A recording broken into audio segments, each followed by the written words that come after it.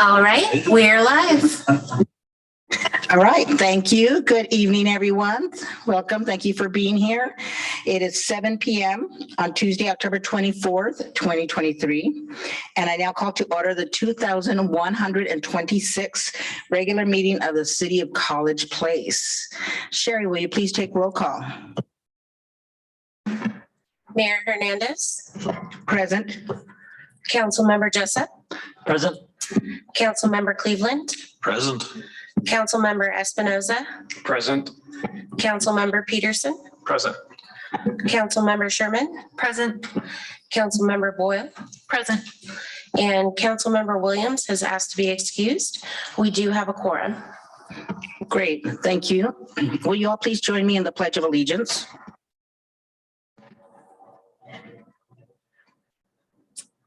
I pledge allegiance to the flag of the United States of America and to the republic for which it stands, one nation, under God, indivisible, with liberty and justice for all. All right, thank you. It's now time for a public comment. Sherry, did anyone submit a comment in advance? I did not receive any comments. However, Community Development Director John Rickard did receive 4 written comments regarding the Hodgins and Conan annexation. One was from Kim Sams on behalf of her mother in opposition to being annexed. One was from Attorney Leonard L. Whitlake on behalf of Julio and Sylvia Barbosa, objecting to the expansion of easements for Ofty Lane. One was from Kayla Zimmer of 1954 South College Avenue, asking to have their names / property removed from the petition. And one was from Paul Gonseth of the Washington State Department of Transportation, commenting that no direct access to I-82 will be allowed. We also have one person on the attendees list. All right, thank you. So we'll start, if there's anyone in actual attendance in the lobby who would like to speak regarding a topic that is not on our agenda, please step forward to the podium and share your name and address, and then you have 5 minutes.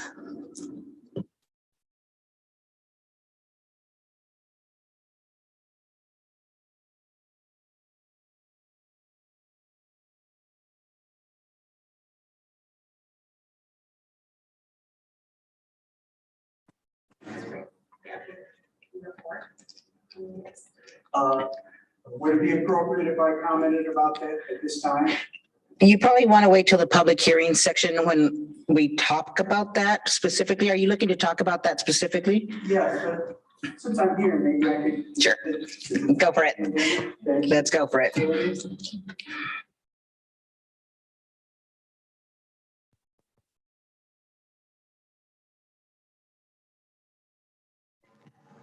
Am I good?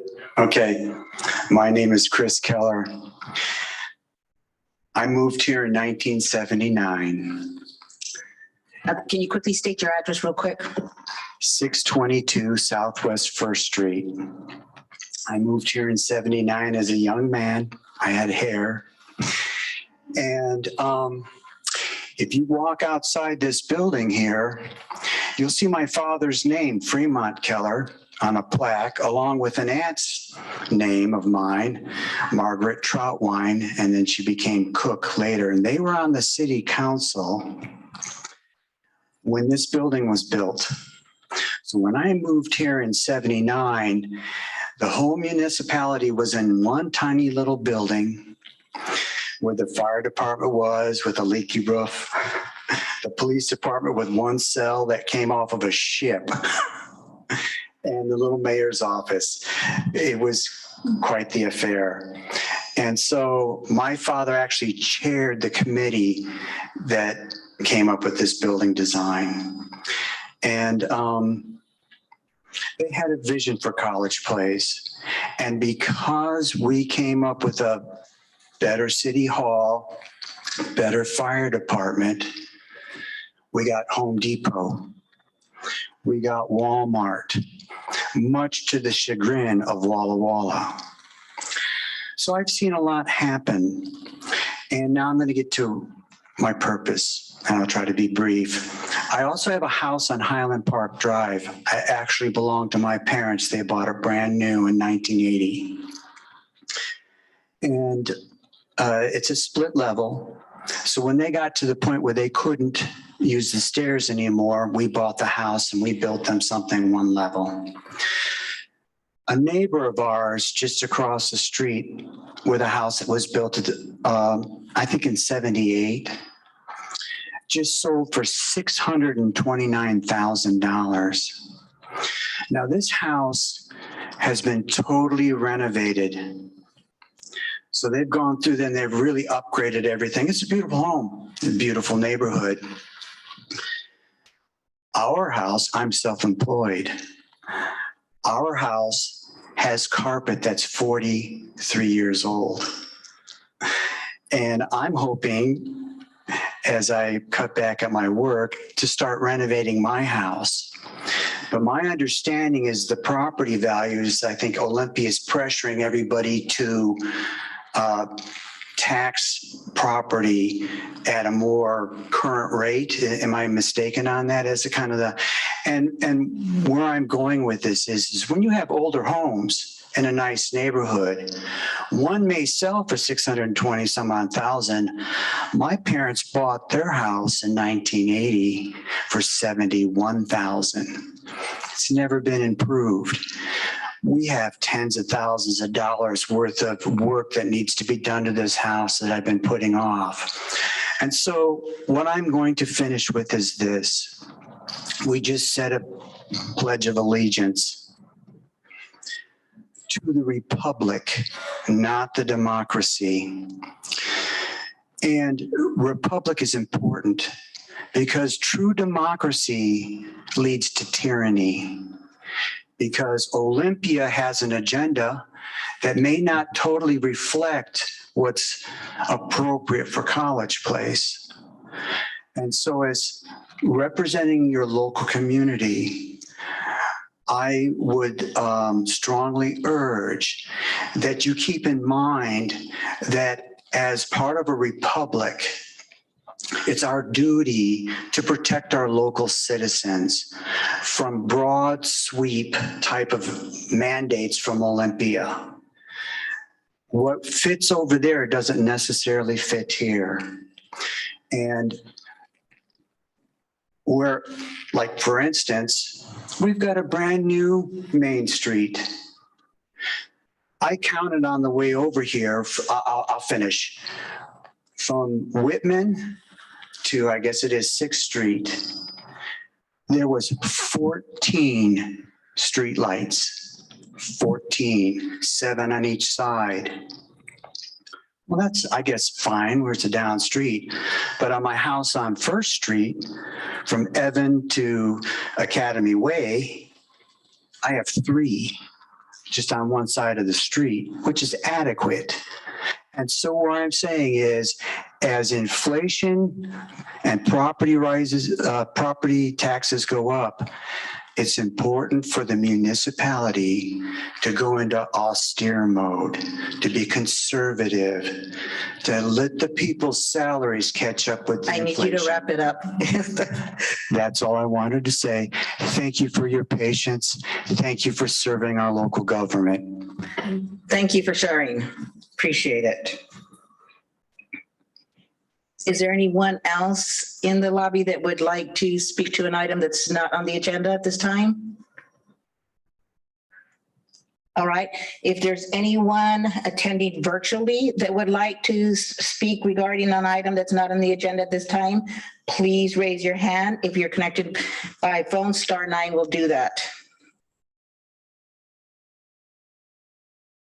All right, there is none. Then we're going to move on to our consent agenda. The consent agenda is consisting of the agenda for tonight, October 24th, 2023, the council meeting minutes from October 10th, 2023, the cancellation of all future November City Council workshops, And the appointment confirmation of Youth Advisory Commission members for the 2023-2024 academic year. Are there any items on the consent agenda that any council member would like removed at this time? I'll make a motion to approve the consent agenda as presented. Thank you. Second. Thank you. Let's vote. All in favor, say aye. Aye. Any opposed? All right, the ayes have it and the motion is passed. Okay, we have two presentations tonight.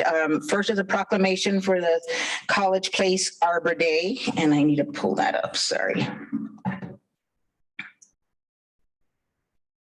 Which by today, I have the pleasure of planting a tree today with the 4th and 5th graders from Davis Elementary. It was quite fun. It was good weather. Council members Boyle and Sherman joined me in that today, and it was, I think the kids really enjoyed themselves. All right, so City of College Place proclamation. Whereas Arbor Day was established in 1872 by J. Sterling Morton of Nebraska as a day to be set aside to plant trees. And whereas Arbor Day is now observed throughout the nation and the world. And whereas trees can reduce erosion by wind and water, lower our heating and cooling costs, moderate the temperature, clean the air, produce oxygen, and provide habitat for wildlife. And whereas the addition of the trees to the landscape has been shown to stimulate economic development. And whereas the City of College Place recognizes that trees and parks are important to enhance the beauty of the city and actively encourage the planting of trees throughout the city. And now, therefore, I, Norma L. Hernandez, Mayor of the City College Place, Washington, do hereby proclaim October 24th, 2023, College Place Arbor Day. I appeal to the residents of College Place to celebrate Arbor Day. I further encourage residents to plant and care for trees in College Place for the well-being of this and future generations. Given under my hand and as a seal of the Mayor of the City of College Place, Washington, on this 24th day of October 2023. Thank you. Next, I'll read the proclamation for Veterans Day.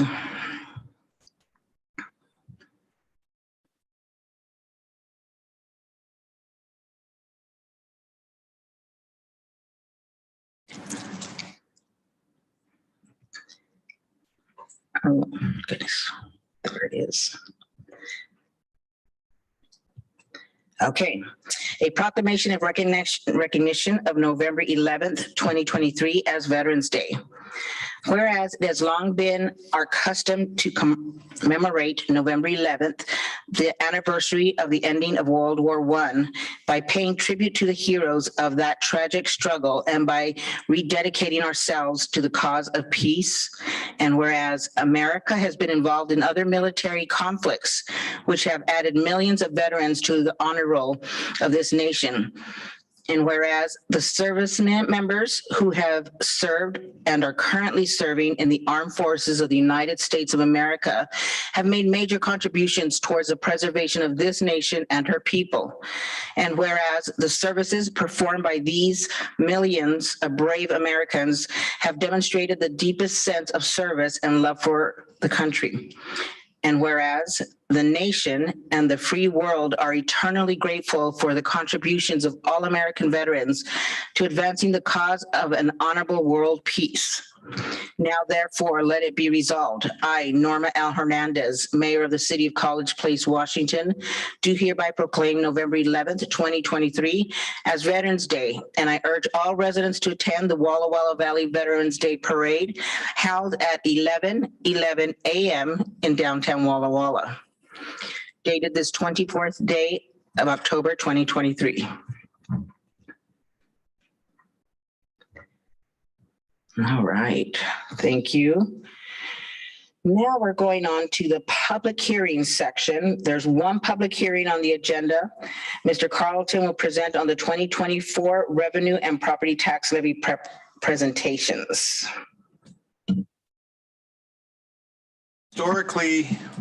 Historically, this city has taken its 1% maximum increase in property tax. And that is the revenue that that we receive in property taxes in a prior year, we're allowed by RCW to increase that percentage by 1% the following year at a maximum. The city can opt to take 0% for as long as they would like, and that 1% will carry forward to future years. So you accumulate the amounts not taken in prior years.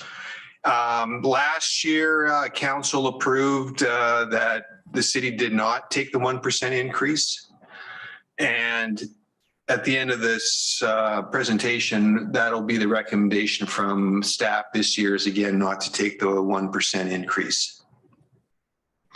The information that is used is provided by Walla Walla County. They're the ones that do the valuation and the assessed value numbers that we use in our calculation. If you can bring up the PowerPoint.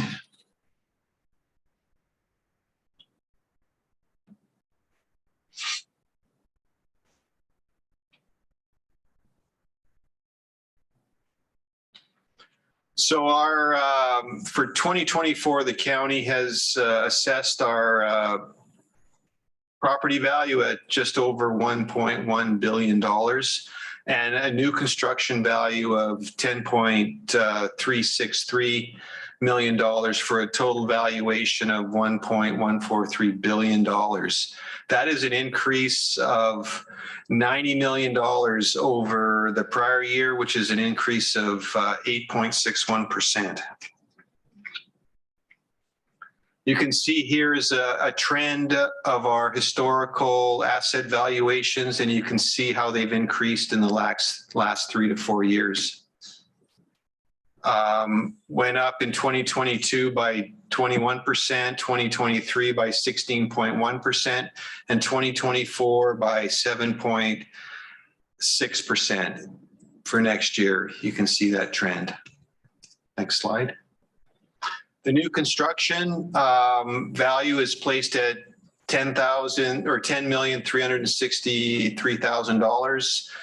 That results in an increased property tax revenue to the city of $15,937. Here is the new construction that we received from the county over the historical period from 2011 to 2024. And you can see this year it's down their anticipated construction at $10.363 million.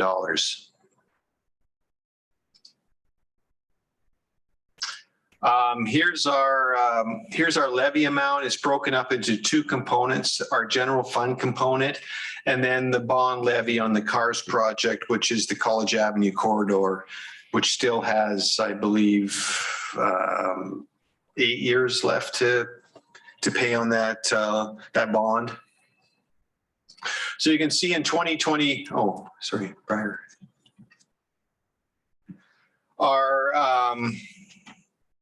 You can see 100% of our 2024 amount is $1.618 million with new construction of $15,937 for a total amount without our 1% increase at just over $1.6 million. And you can see the levy rate is going down as the assessed value goes up and your levy and your dollar value doesn't go up, it drives down the per unit levy costs. So we're seeing the levy go down, but it may result in an increased property tax to an individual owner, depending on if the assessed value goes up higher than what our reduction in the levy rate is. So you still could have a reduction in your levy rate, but still pay more property tax, depending on how much the assessed value goes up. And we experienced that in 2021 and 2022. The CARS project, that levy rate will also go down because that required debt service amount of $489,000 does not change. So as the assessed value goes up, it drives down the per unit levy rate. Next slide. Brian, Councilmember Peterson has a quick question for you. Bond issues have a fixed amount. Yeah, the $489,000. Are wherever they would be in the valley, and you're saying assessed houses of, they come in higher The assessed value's gone up? than average, would take a larger proportion of it? No, it's the levy rate per $100,000 of property value. Okay. And as your assessed value goes up and that bond rate stays the same, Right. depending on how much the assessment goes up, you could have lesser per $100,000 of levy rate applied to your property taxes. But it will still, your property taxes will still go up. But if you were above certain levels, that would not be the fact, or? Is that- Well, it's a percentage increase in the percentage increase in the assessed value. Right. Okay. It's the same bottom amount being just divided by a much larger number, generally Right. speaking. Yeah. And that doesn't change, right? Yeah. Okay. Okay. Thank you. Does that mean that there's potential for the bond to be paid earlier since some are No, paying it's the more? same amount of dollars. We get the same amount of revenue. It's just the levy rate changes per $100,000. So as the assessed value goes up, that levy rate goes down. So what's interesting about that is many times people look at their assessed value, and if your house has gone up by 60, 100,000 since the last, you look at that and you do a percentage comparison, you're thinking, my goodness, there are things that are tied though to house values that will go up, but any bond issues, which is schools, streets, things like that, there will be no increase to your property tax Right. in total, correct? Right. Yeah. So that's something to keep it, I mean, It could go down actually. you're right. Yeah. Yeah. But there's that point where the assessed value goes up too much, then you don't gain on that reduction in the levy rate. Okay. Right. Thanks. So here in this next slide is the combined levy calculation. It's a little hard to see, but you can, the important part is at the bottom there, it shows you what, based on no increase in 2024, you can see that there's a change in if you look at the bottom, it's about $100,000. I took the average home price in College Place in 2023, compared it to where it's at now in 2024. And we can see, based on the levy rate, what your change in assessed value will be on that property. It's just $1.34. Yeah. It's not a lot, but it's not an increase. So that Better than a poke in the eye. that assessed value does have an impact.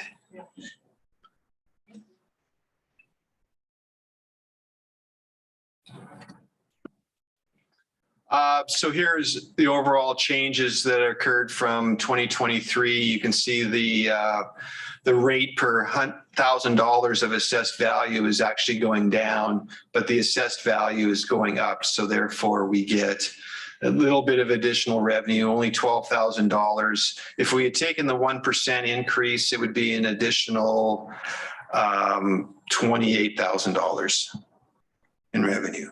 So not a lot, but it does help. Next slide. And here's our traditional breakdown of where your property tax dollars goes. And you can see that College Place only gets 2.32 cents for every dollar of property tax collected by the county. You can see the distribution of the different components of the total property tax and how it gets allocated.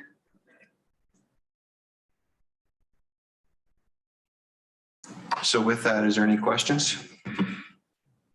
Thank you for that. You know how much we love this breakdown. That's what we need to see. It helps us break that down easier after all of the conversations.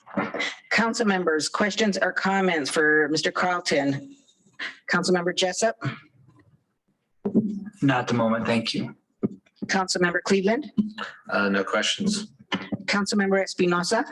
Yeah, I just want to make the comment that the city is truly trying to be conservative in how the budget is being put forth. And this shows the fact that we're not increasing property taxes, although it's a small impact, that we're aware of the economic situation that we're in. And so the city's paying more for costs of employment, of services and everything. So this goes to say and to show that we try to be conservative in our efforts with the budget.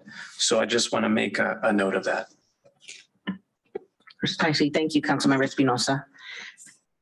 Councilmember Peterson. No questions. I'm going to go quick change of topics. I didn't add the excusing Councilmember Williams on the consent agenda. Do we need to recognize that later?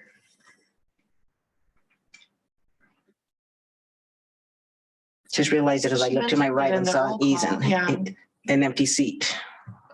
Isn't it in roll call just fine? What's next one? It's fine with me. She asked to be excused. We didn't excuse her in the consent agenda. So we'll need to excuse her in the consent agenda. Okay, so since we finished with these questions, we'll go back to that. Okay. And you said you know questions, correct? Okay. I'm just going to make a quick statement because I agree with Councilmember Espinosa. I hope while it's not big dollars, it does, we do understand what's going on out there economically. My assessment went up $130,000.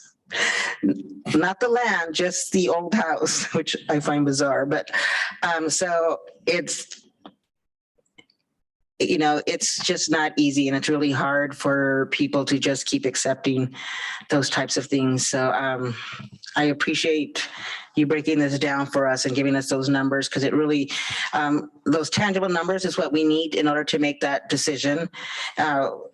And we appreciate the staff's recommendation of 0% once again for the second year in a row. That also adds to our confidence that we're making a right decision and the best for the city. So thank you.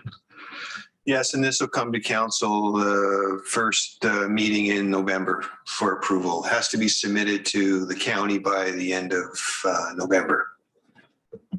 Thank you. Councilmember Sherman. No question. Councilmember Boyle. No questions. Thanks, Brian.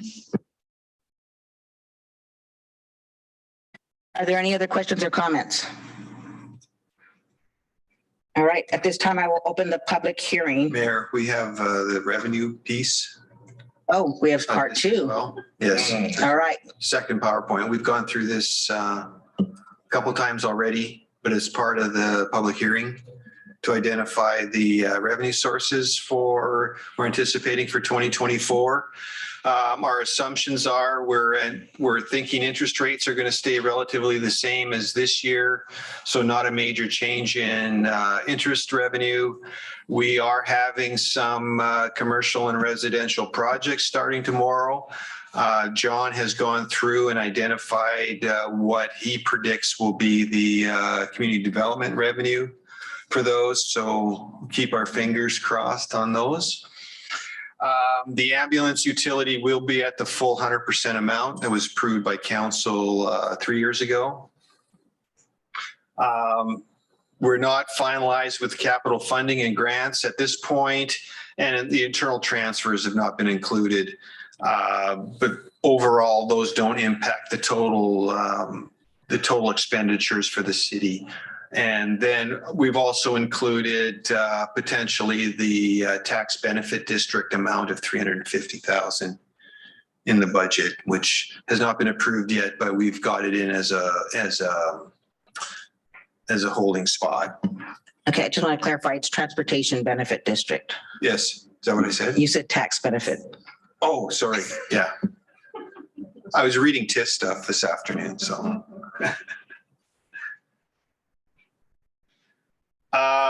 So here are the revenues. No change since it was last presented to you. Of course, you can see the first one is 0% change on the property taxes. Sales tax, a modest increase, but not really too material. We had that discussion earlier in one of the presentations. Some of this information is based off of data we get from MRSC and their recommendations for what to include in revenues. Our B&O tax, we just based that a slight increase over 2023. No expected changes in licensing and permitting fees. You can see the non-business license and permits includes an additional $136,000 in permit fees. That's the dollar amount we're forecasting for the development. We left the American Rescue Plan Act in there for the prior years. You can see that $2.6 million was received in 21 and 22, and we still have approximately $400,000 of that left to spend. That money has to be committed by 2024 and spent by 2026. So we have plans for those dollars. I think most of it was used up in completing this project. The shared revenue number, it's going up slightly, but that's the numbers that are given from MRSC. It's pretty much status quo on wildland fires. That number varies quite a bit depending on how much the guys go out. A few changes in some of the other items, traffic penalties down slightly. We've talked to Troy about those, and he's going to, figure out what's happening there. Down into the road fund, pretty much status quo. Our real estate excise tax, based on property sales this year, we're expecting a little bit of reduction and showing a negative of $17,000 in that area. There's the transportation benefit district amount of $350,000. And then we're into our utilities. Basically, our utilities are driven off of the rate model that was done in 2022. And those are the percentages that are currently in there. So we'll have time to assess the impact of those increases before council approves the budget. So those are the numbers. Overall, we're looking at a $1.6 million increase in revenues over 2023 forecast. Of that, though, that $350,000 is potential new revenue, and a few changes in some of the other areas in the utilities as the percentage increase in the rates. That's where we stand at this point. Any questions? Councilmember Jessup, questions or comments? Not at the moment, thank you. Councilmember Cleveland, No questions, thank you. Councilmember Espinosa, No questions. Councilmember Cleveland. Peterson. No questions.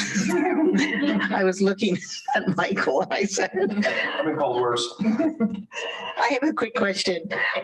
The property sales tax reduction, are you coming with that conclusion because of rising interest rates, mortgage rates, or is there a pattern that we've already experienced? Yeah, it's, one of those throw a dart at the wall, and we thought, sales are a little sluggish. They have been.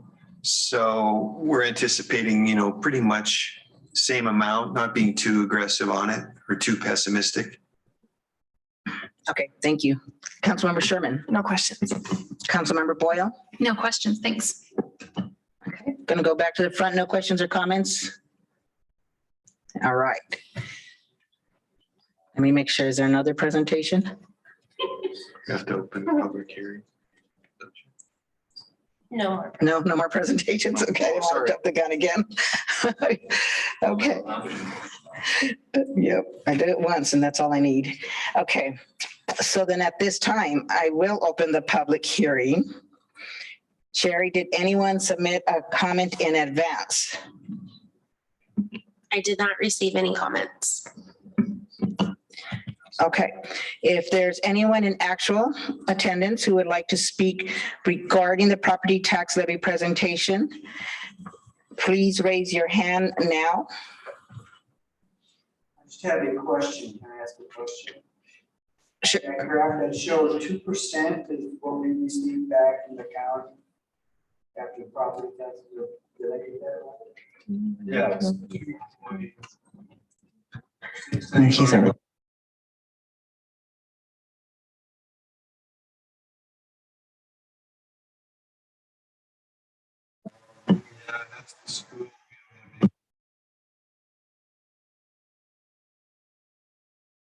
It's still college. So I guess my question is, the 2% is excluding any kind of other bond that we had an improvement that we needed to do when we wanted to pass a bond. These bonds are separate from the 2%?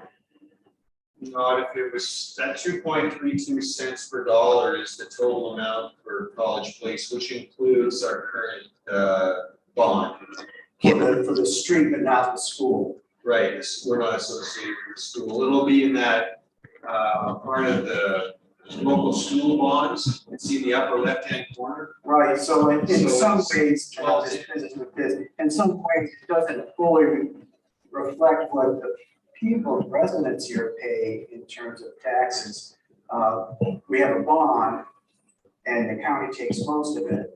We have a specific bond here for that school that Walla Walla we pay for. So I just wanted to say, I appreciate you are conservative, but we still have expenses like $5,000 a year for me. Right, yeah. Well, any bonds are separate, that's all. Yeah. Thank you. Yeah, yeah, College Place, what actually comes here to this office is at 2.3% of every dollar. Is it appropriate to make a comment right now or can I? Let's go for let's finish the public comment first and then we'll go further. All right, if there's anyone in virtual attendance who would like to speak, please raise your hand. If you're connected by phone, *9 will do that for you.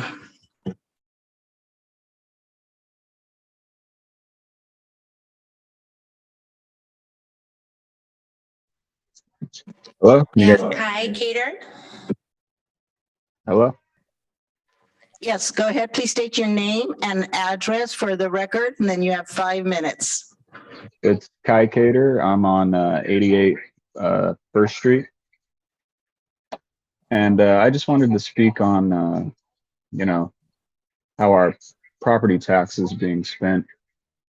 My property tax keeps going up every year, and year after year, the dollar just becomes almost worthless. And, the people like, at the Federal Reserve, they just keep printing all this money and they expect us to foot the bill. And we still got to, pay into the city and keep things running while these Jews just run our country into the ground.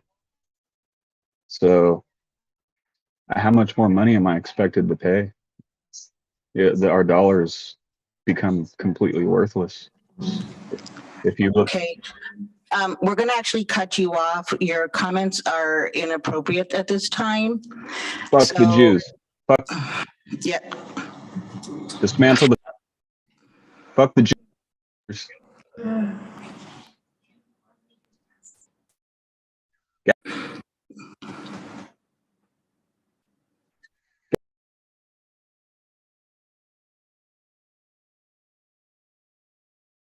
Okay, actually, you know what? We were warned about this. This is, Wait till I get rid of them. it's not, it's a robot. Fuck the Jews. It's an AI bot.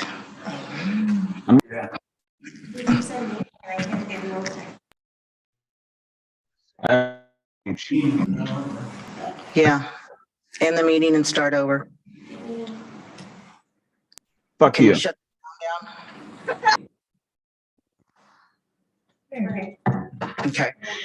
Yeah, we were warned about this. This has been happening throughout the state. It's an AI bot, yes, so that is doing it.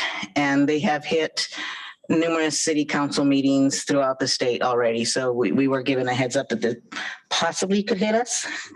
And as soon as he said that, that's what I knew what it was. And that's why let's cut it off. Yeah, it's some kind of AI bot. They're looking into it, but. We do have one more.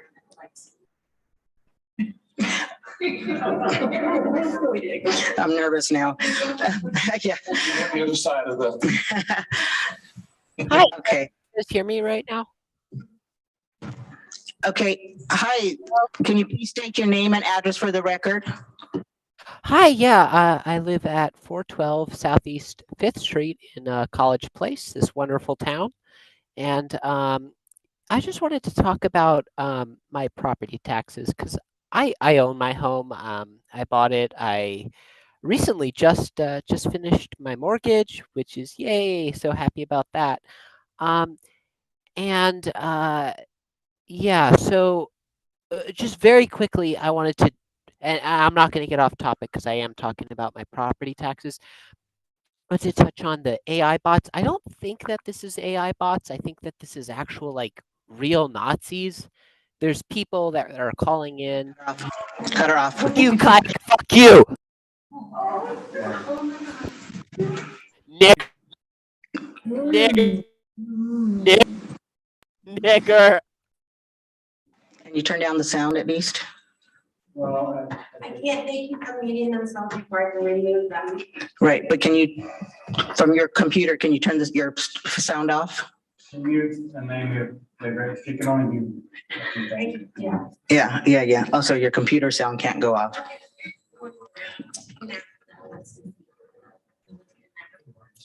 I'm gonna say no.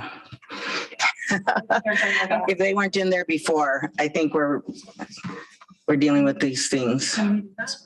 Or do we have to take it?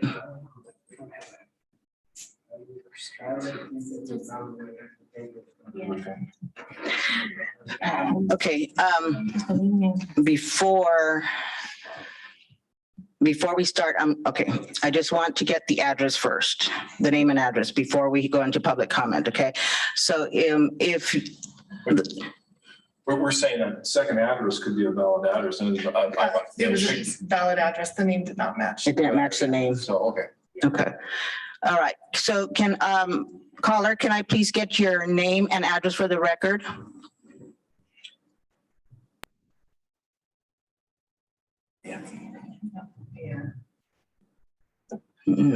Okay, we're gonna move on.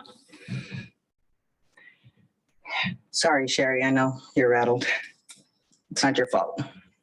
It's okay, it's not your fault.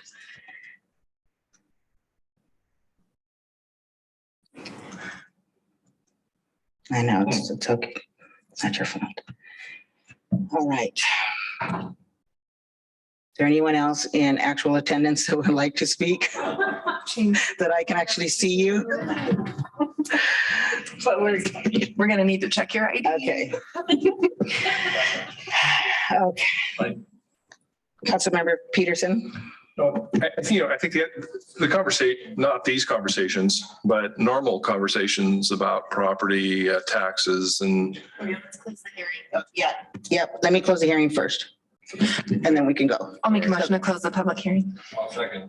All right, all in favor, say aye. Aye. Any opposed?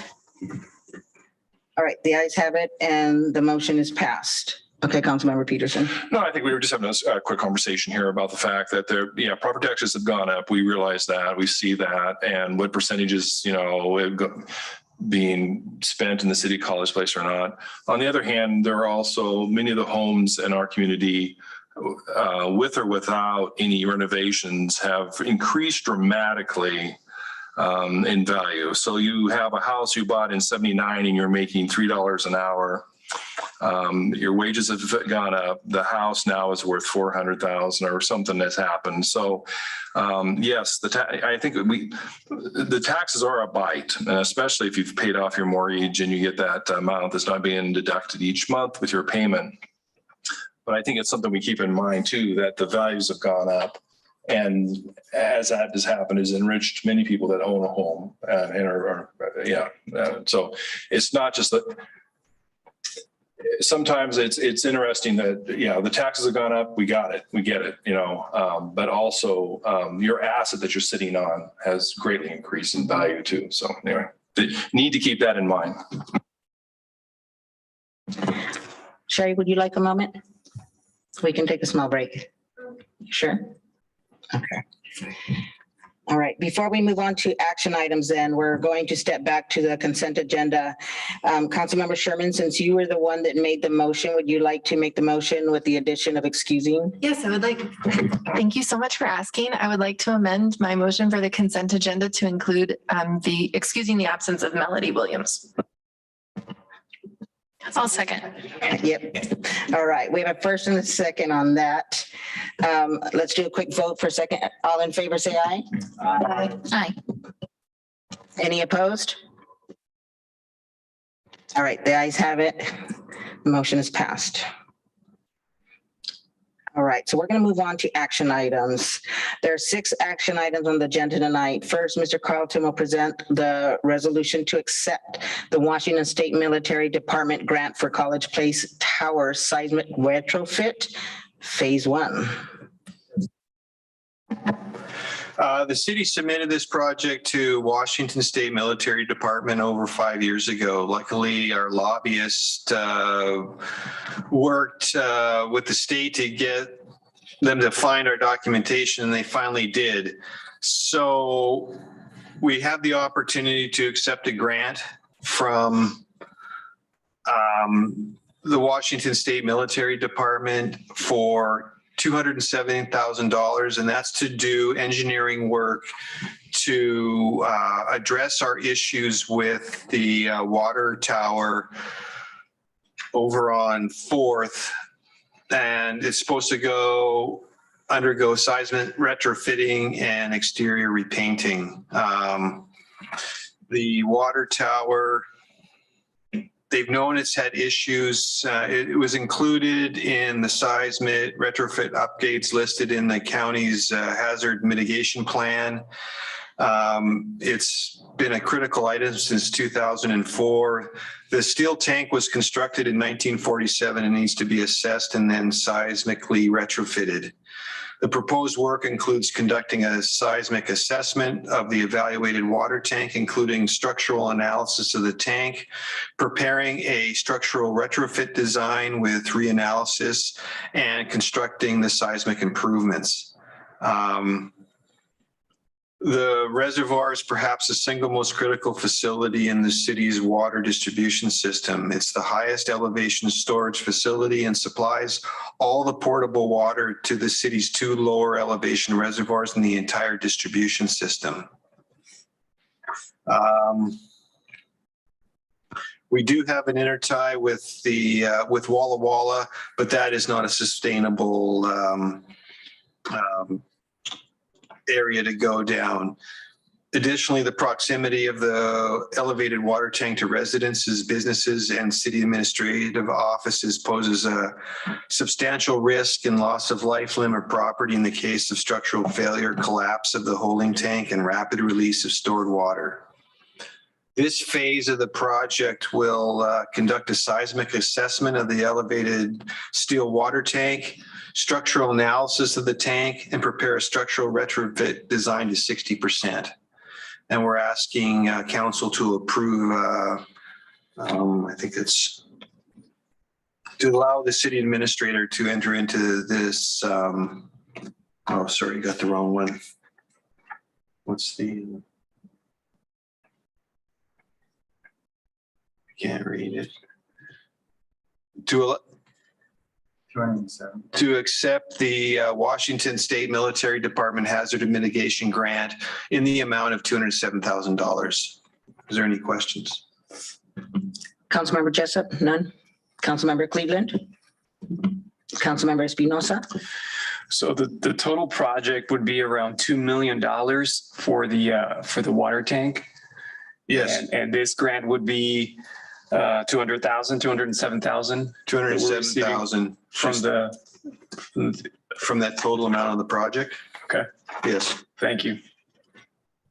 Councilmember Peterson. No questions. Thank you. Councilmember Sherman. No questions, thanks. Councilmember Boyle. No questions. If there's no questions or comments at this time, do we have a motion?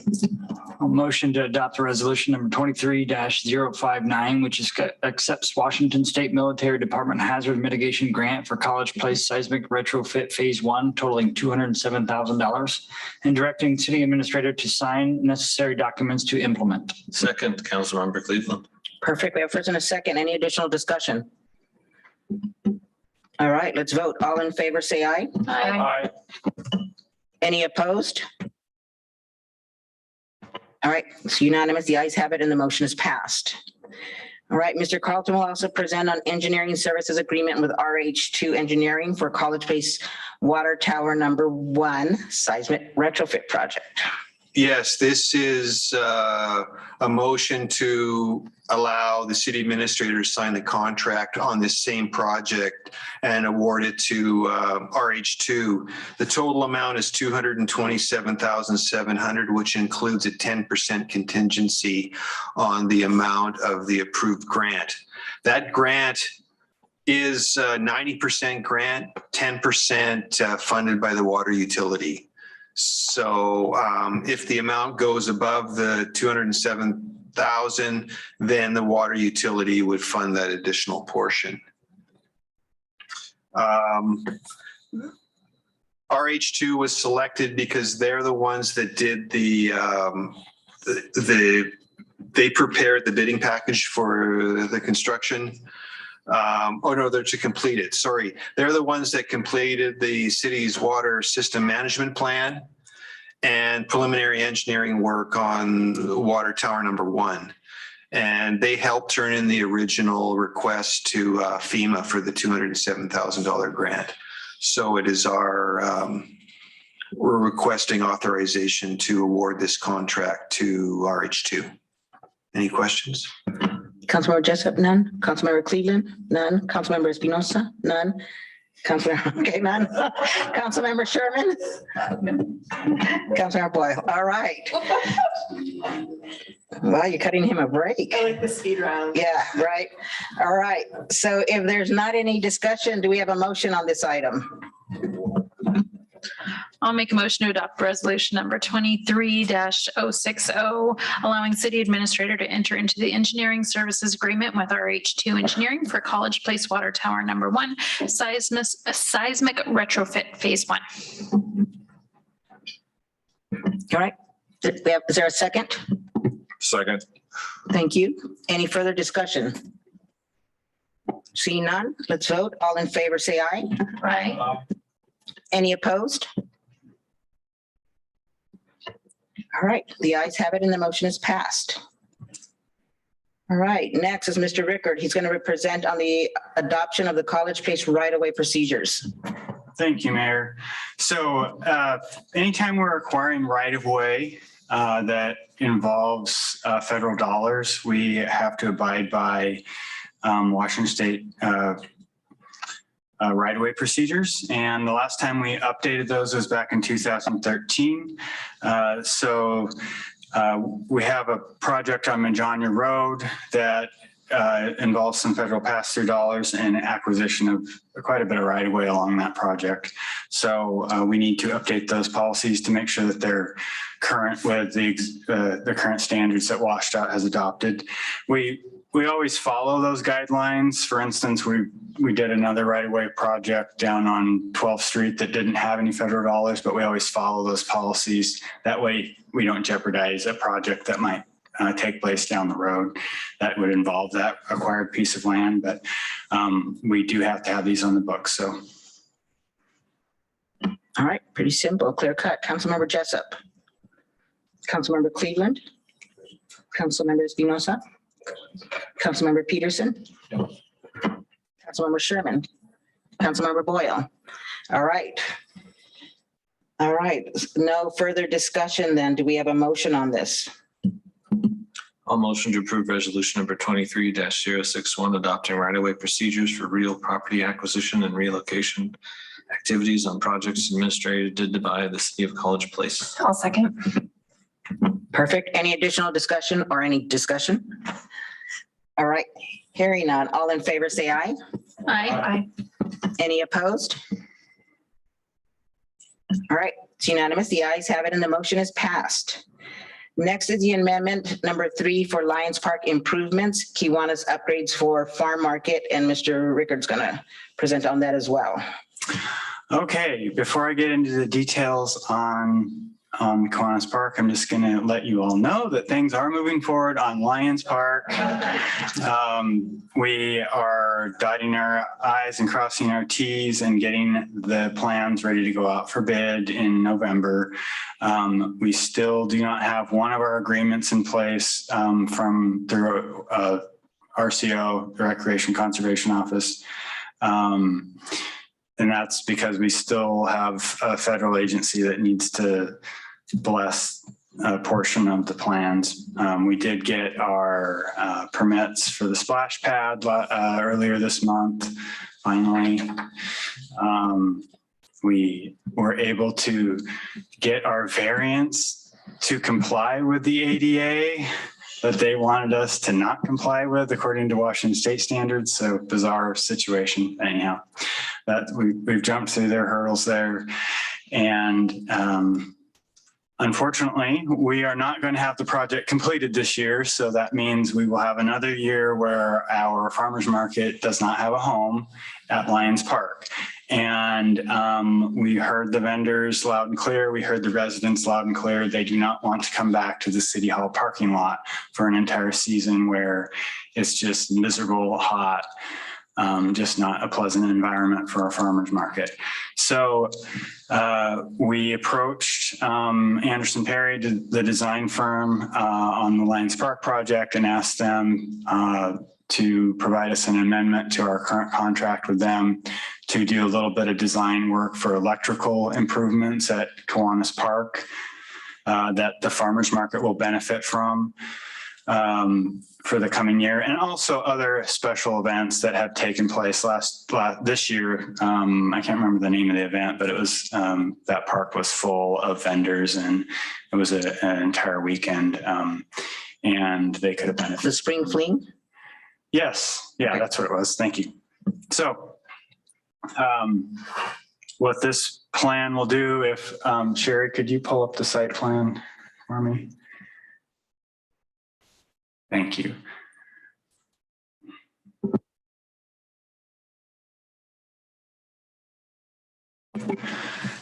We have existing power that comes in off of the east side of the park, just north of the basketball court. We will add another pedestal to that location. It'll have a 220 in it that'll be run over to the existing gazebo.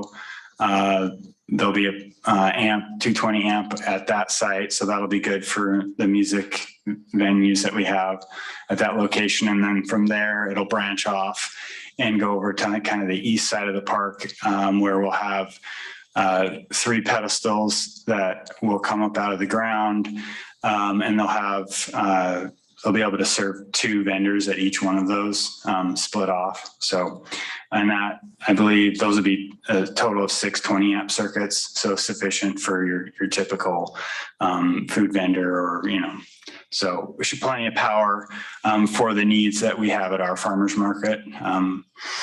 The cost for the design, which would include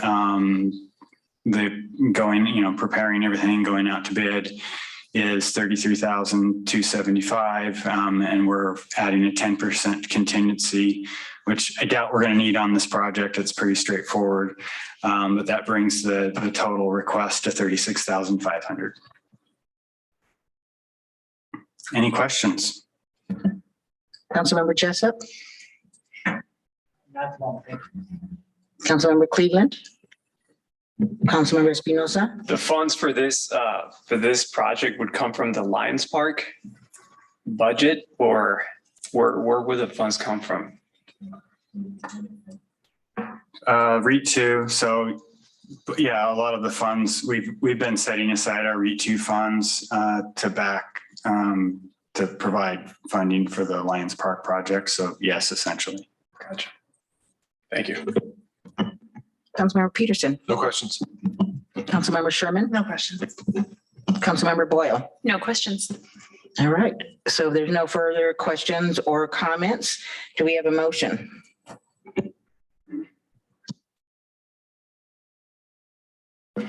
I'll make a motion to authorize the city administrator to sign amendment number 3 to the agreement for professional services with Anderson Perry Engineers for improvements to Kiwanis Park so it can accommodate farm market during construction of Lions Park.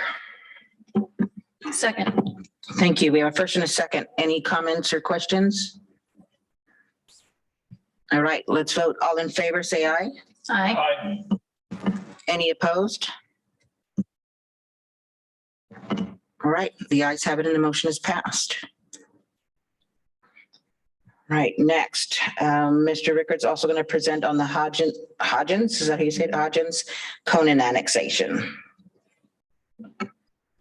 Sherry, can you go ahead and just pull up the map, just so we can have a visual on the site?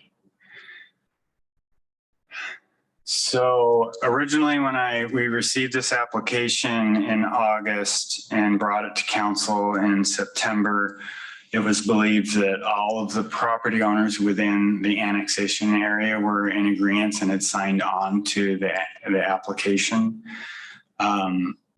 As it turned out, 2 of the properties in the northwest corner that front along basically College Avenue signed it mistakenly or out of confusion, or they submitted letters. So you've seen those in the packet. I'm sure he mentioned those at the beginning of the meeting. Kim Sams is a resident at 1934 South College Avenue, and his mother owns the property. And he believed that he was signing it as a registered voter section, and not necessarily that he was in favor of the annexation. Also, he does not have authority to sign for his mom. So they've requested that they not be a party to the annexation. And then Kayla Zimmer and her husband, Kayla signed the petition, but there was some confusion there as the way it was explained to them by Mr. Conan was that the way the annexation process is set up, because they had the other parties involved, brought them to 60% of the assessed valuation, that it would be likely that they would be included in the annexation anyhow. And so she thought that meant that she needed to sign it, she still has a right not to participate in the application. So she's requested to be removed. So that reduces the annexation area by 4.85 acres. If you take those 2 properties out of the annexation area, the remaining properties still, as the annexation area is proposed, do have 60% of the assessed valuation in the proposed annexation area, which does allow the council to include those 2 properties in the annexation area without the possibility of it being contested because of the way the annexation laws are set up. It would leave an island of those 2 small pieces if you chose not to include them in the annexation area. Staff's recommending, just so that we don't end up with an island down there, to include them. They actually will see a decrease in their property taxes by coming into the city, because they will be removed from the county road tax assessment. For the property kind of in the northwest section of the north half of that, we requested that the assessor's office provide a difference between the 2, and there was a $200 decrease in their taxes if they annexed into the city. And we've seen that before when we've been requested to do a comparison of taxes. So they wouldn't be forced to do anything with their property. They wouldn't be forced to, there was been concern that they'd be forced to connect to water, they'd be forced to connect to sewer. All of those things, still their private utilities will be allowed to remain in place even if development occurs around them. However, it does allow them the opportunity to connect if their systems do fail, without having to take the time and expense of going through an annexation process on their own. So I don't really have any more to offer, other than we do have to go through, repeat the motions that we did in September, where staff's recommending that you modify the boundary to include those two parcels that are requesting not be included. Require the simultaneous adoption of zoning regulations, require the simultaneous adoption. So I've listed off the parcels that would be general commercial, and then I've listed off the parcels that would be single family in items 3 and 4. And then, or excuse me, 2 and 3. And then on item 4, require the assumption of all or any portion of existing city indebtedness by the area to be annexed, and then set a new public hearing date of November 28th, 2023. So we had advertised for the public hearing. That's how I think the Sams and the Zimmers became aware that they kind of had made a mistake by including themselves in the annexation area. So so we aren't holding that hearing tonight, obviously, because there's been some changes. Okay, I have a quick question, because I know that the history of allowing islands in the city during annexation discussions has caused some difficulties for public works and for economic development and a couple of other things. So it's not advisable, and it's not best practice to allow islands to develop within annexations. So you mentioned that they're not going to be forced to do anything if they're annexed in. In reading the letters, I don't understand what they're concerned. There's nothing in there that tells me what they're really concerned about. But do you foresee anything that could negatively impact these parcels should they be annexed in? I really don't. There'd be a reduction in their taxes, theoretically, from the research that we've done in the past. They would be able to remain on their private utilities. They get our fire services, our police services, right? And police services. There is the reduced confusion about who's supposed to respond. We do have mutual aid response. So in instances like that, I just don't. And then you also get to participate in the local elections as well and have a voice in the community that you really do live in. And you still get to participate at the county level as well. So. Right. Okay. All right. I just wanted to check on that because I have not been here in the past when islands were allowed. So I was just trying to understand what kind of the concerns were. Councilmember Jessup, questions or comments?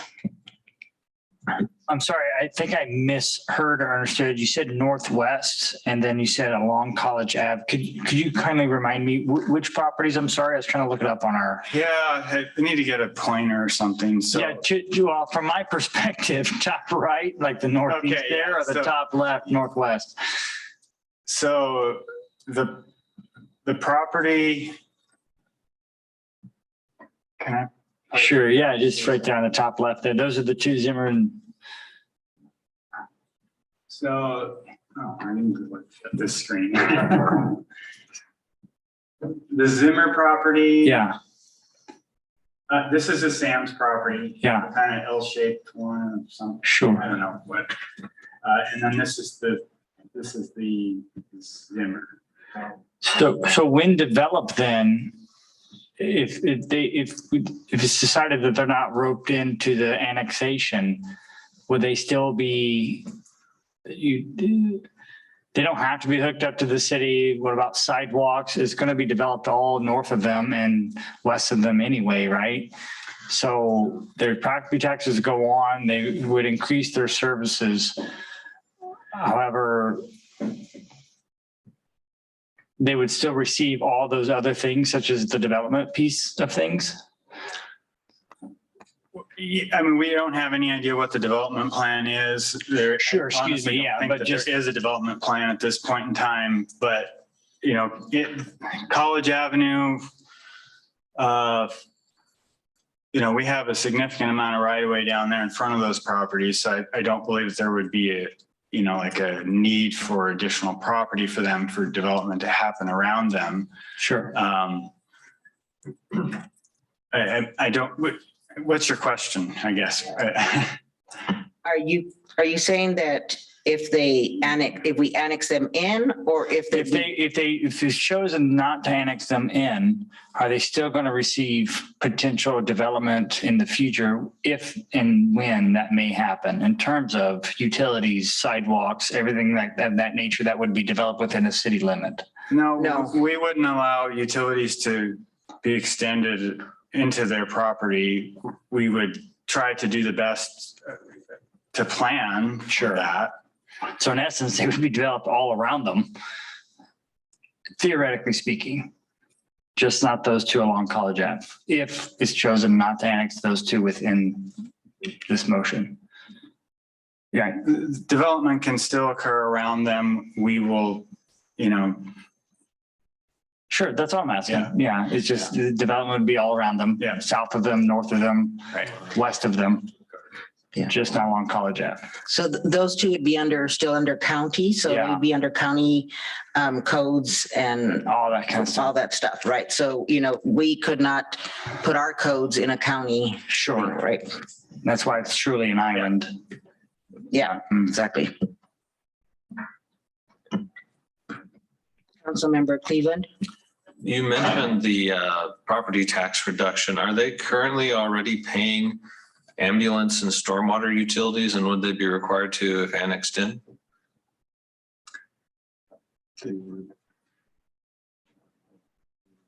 I don't know. So the ambulance and utility, I don't think that they're being assessed. Not the ambulance. No. utility. But they would if they were annexed in, because they're like every other College Place resident. What would be the estimated yearly cost increase of that? It was nominal compared to the county road tax. Okay. Thank you. Yeah, it's like cents on the dollar, right? Yeah. Councilmember Espinosa, No questions. Councilmember Peterson, No questions. Councilmember Sherman, No questions. Councilmember Boyle. No questions. All right, I'd like to make a motion. please do. I'd like a motion to modify the boundary to include parcels 350602140056 and 350602140057 as depicted on the draft annexation area map. Number 2, require the simultaneous adoption of zoning regulations of general commercial for parcels 350602140056 and 350602140057 and 350602140058 and 350602140059. Number 3, require the simultaneous adoption of zoning regulations of single-family residential for parcels 350602410060, 350602410061, and 5060242040. Number 4, require the assumption of all or any portion of existing city indebtedness by the area to be annexed. And 5, set a public hearing date of November 28, 2023. All right, do we have a second? I'll second. Thank you. We have a first and a second. Any additional discussion? Should that last parcel be 350624200040? On number 3? But it, 061? Yeah. 3506. do you think? Oh, should there be a 3 in front of the 5? Yep. Would you like me to reread 3? Just reread all of them, Lauren, real quick. I'll reread number 3 with the change to the latter parcel. Require the simultaneous adoption of zoning regulation. This is number 3. Require the simultaneous adoption of zoning regulation of single family residential for parcels 350602410060, 350602410061, and 356024200040.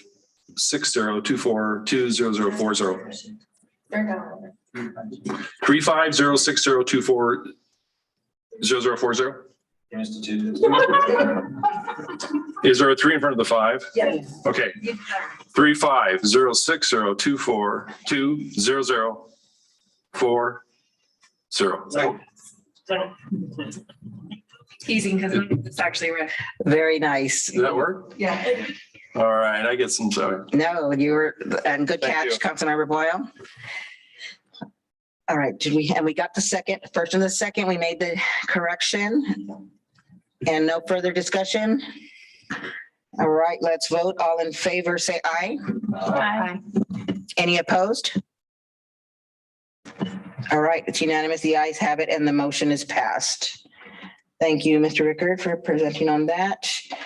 And one more for Mr. Carlton. It's the contract amendment to add survey services to the 2023 sewer CIPP project. Yes, Mayor, thank you. We currently have a contract with JUB who are designing the 2023 CIPP project, which if you don't remember, CIPP stands for Cured in Place Piping. If you recall in prior meetings, we have, as part of our wastewater treatment plant funding, we have $3.5 million from the Department of Ecology to spend on other projects. And this is one of the projects that's been identified in that 3.5 million. JUB is currently finishing up design of that project, but they've identified an issue where they want to verify some pipe and manhole locations and diameters, as well as available access for construction. They feel that this will help provide better bid documents and could avoid potential costly change orders later on during construction. The cost of this work is $17,000 in time and materials, increasing their contract from $140,000 to $157,000. Is there any questions? None from Councilmember Jessup, nope. Councilmember Espinosa, Councilmember Peterson, Councilmember Sherman Boyle. All right. So if there's no questions or comments, is there a motion? Motion to authorize city administrator to sign contract amendment to the 2023 sewer CIPP agreement with JUB engineers to provide survey services to locate and identify pipes and manholes for the project. Second. All right, we have a first and a second. Any other discussion? All right, all in favor, say aye. Aye. Any opposed? All right, it's unanimous. It's unanimous. The motion is passed. Sorry. So next, there's there's no administration reports on the agenda tonight, but there are 5 informational reports for you to review. If you have not done so, please do so. And before I ask for closing of good of the order, I do want to, I want to say I'm sorry that you all had to sit through that. I know it was a very uncomfortable situation, and I extend that also to our guest. I wish we could have it,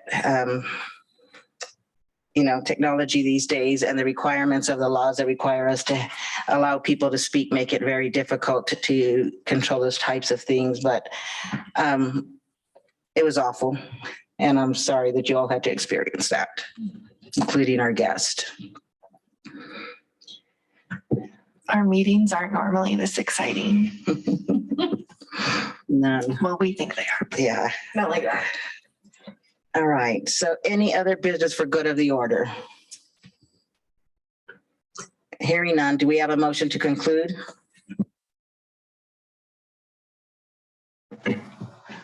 So moved. Is there a second? Thank you, because otherwise I can do a song and dance. If you all want to spend some more time. Thank you. If there's no objections, then the meeting is concluded at 8:20 PM.